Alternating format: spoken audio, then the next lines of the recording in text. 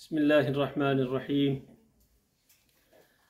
إن الحمد لله نحمده ونصلي ونسلم على رسوله الكريم أما بعد فأعوذ بالله من الشيطان الرجيم بسم الله الرحمن الرحيم الذين يظنون أنهم ملاقو ربهم وأنهم إليه راجعون صدق الله العظيم وصدق رسوله النبي الكريم الأمين ونحن على ذلك لمن الشاهدين والشاكرين والحمد لله رب العالمين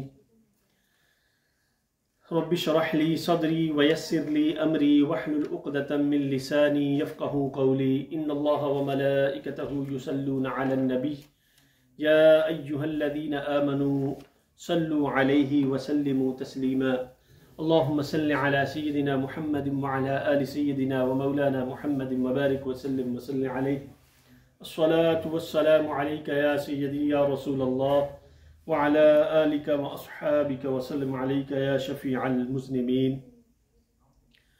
سامعین ذی وقار، آج کی جمعۃ المبارک کی اس مختصر سی نشست میں ہم سورہ بقرہ کی آیہ مبارکہ نمبر 46 اور کچھ حصہ 45 کا اس حوالے سے گفتگو کرنے کی کوشش کریں گے. اللہ رب العزت اس آیہ مقدسہ میں ارشاد فرما رہا ہے الذین یظنون انہم ملاقو ربہم.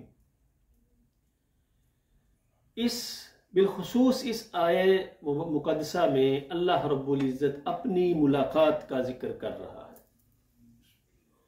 انسان کی اللہ رب العزت کے ساتھ جو ملاقات ہے، جو اللہ کے حضور اس نے پیش ہونا ہے اپنے اعمال کے ساتھ، اس کا اللہ رب العزت تذکرہ فرما رہا ہے. الذین یظنون انہم ملاقو، جن لوگوں کو اس بات کا یقین ہے انہم ملاقو ربہم، کہ وہ اپنے رب کے ساتھ ملاقات کریں گے. وہ ملاقات کرنے والے ہیں اپنے رب کے ساتھ.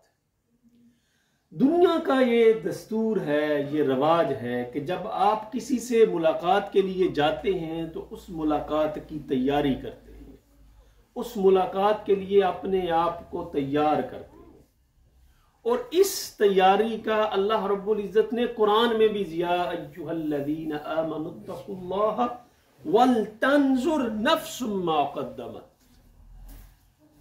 اس تیاری کا اللہ رب العزت نے قرآن کریم میں بھی ذکر فرمایا ہے کہ اے لوگو اپنے کل کے لیے تیاری کرو. یا ایھا الذین آمنوا اتقوا اللہ ولتنظر نفس، تم نے اپنے لیے کیا تیار کیا ہے لغت جب کل اللہ کے حضور پیش ہوگے.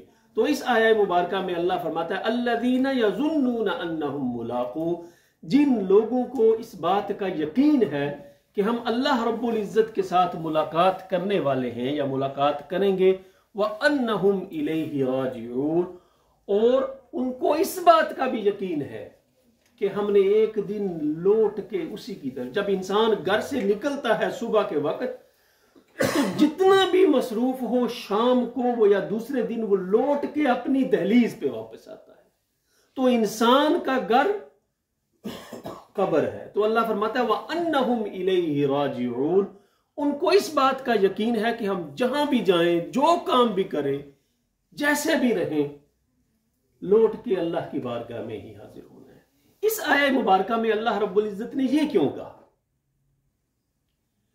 اس کی وجہ یہ ہے کہ غور کیا جائے تو جو اس سے قبل کی آیات ہے اس میں اللہ رب العزت نے فرمایا وَاسْتَعِينُوا، دو چیزوں کا اللہ رب العزت نے حکم دیا تھا.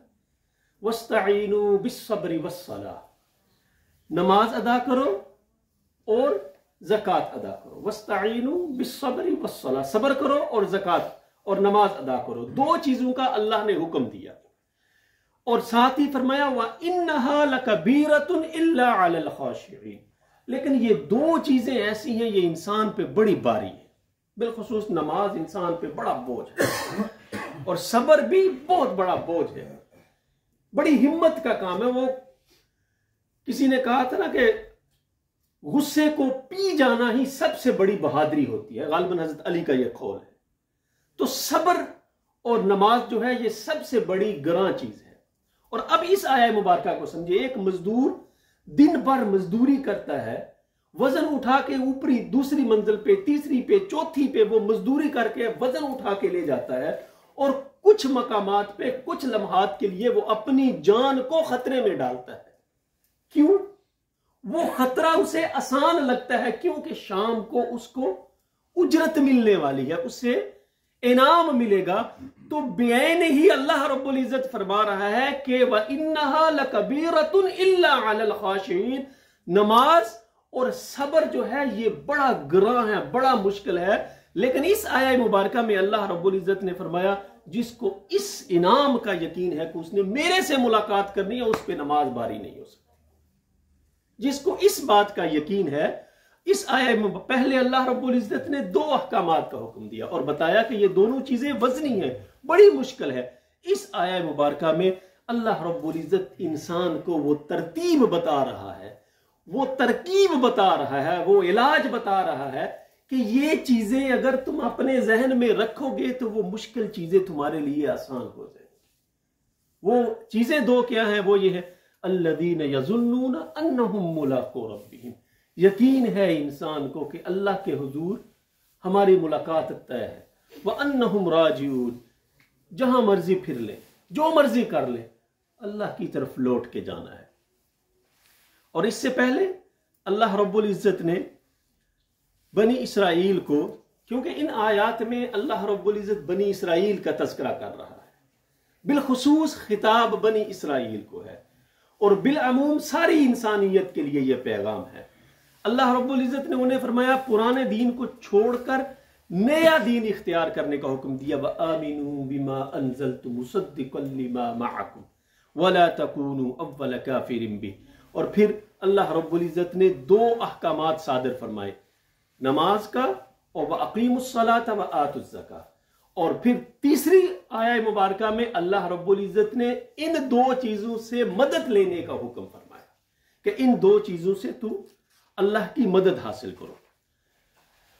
صبر اور نماز سے انسان کی بڑی بڑی جو مشکلات ہیں وہ آسان ہو جاتی ہیں، اللہ رب العزت اس میں آسانیاں فرما دیتا ہے۔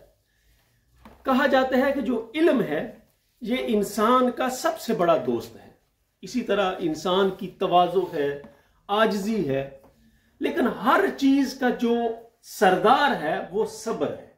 جب تک انسان کسی بھی کام میں صبر سے کام نہیں لے گا وہ کامیابی کا جھنڈا نہیں گاڑ سکتا، وہ کامیابی حاصل نہیں کر سکتا۔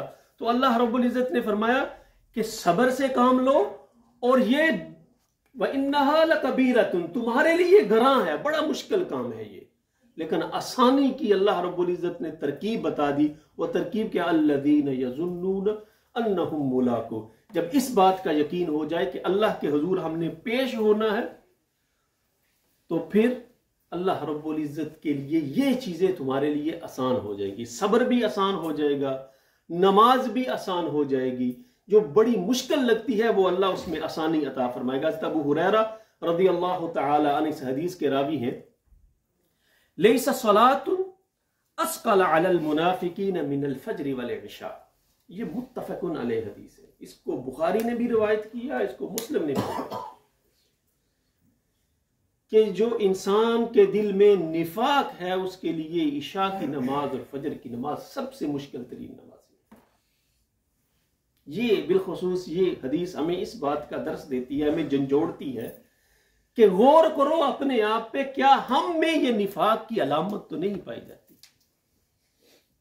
کیا نماز کے لیے ہمارے پاؤں میں بیڑیاں تو نہیں پڑ جاتی؟ لیسا صلاۃ اسقل علی المنافقین من الفجر والعشاء ولو یعلمون ما فیہما لآتوہما ولو حبوا۔